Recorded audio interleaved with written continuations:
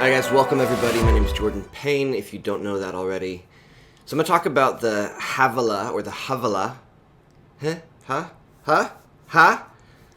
Havilah method, and why I built it out, what it is, what it means, how do we use it, how do we incorporate this tool and build up this system where we can have our own bank.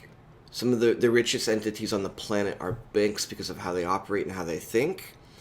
And then some of the poorest people on the planet are people that don't understand money or the leverage of capital, the leverage of good debt versus bad debt. Those people are a slave to the system versus owning the system.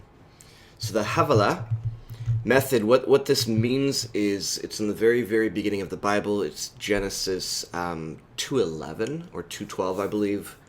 Don't quote me on that. Genesis, I think it's 2:11.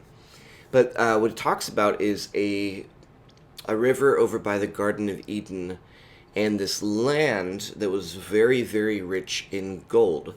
So this entire method, everything that I'm going to be talking about, it's about gold. Now, I am a big fan of physical, tangible. I want to be able to lick it, touch it, feel it, drive by it on the weekend and point at it and say, look, that's mine. I want to keep it in my safe. I don't think you guys can see my safe. I've got a safe over here. But I'm a big fan of that. And I'm a big fan of systems that allow me to get everything I want through creativity. So the Havilah method, it is a system of banking. Please don't get this wrong. It's a system of banking where we can kind of build out and get whatever we want. Okay? So the rich land of gold. Let's build that. So first and foremost, we need to understand the concept here of liquidity and what 1971 teaches. So let's say $10,000 is placed into play, a project, a system, whatever you want, a website, whatever you want to call it. What we do is we take 25% of that and we put it aside for liquidity. Okay?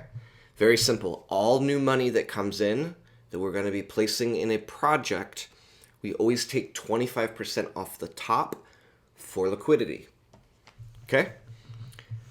So here we have our liquidity right here in red.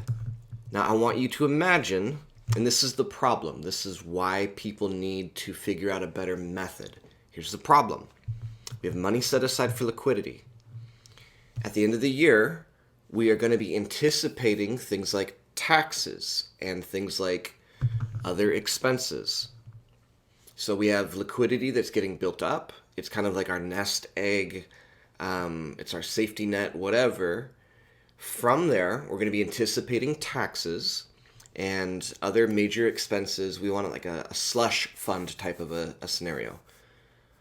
The problem is that, let's say you've got 50K, and when you do this and you pay your $50,000 bill, that $50,000 leaves liquidity and it's gone. You've lit it on fire.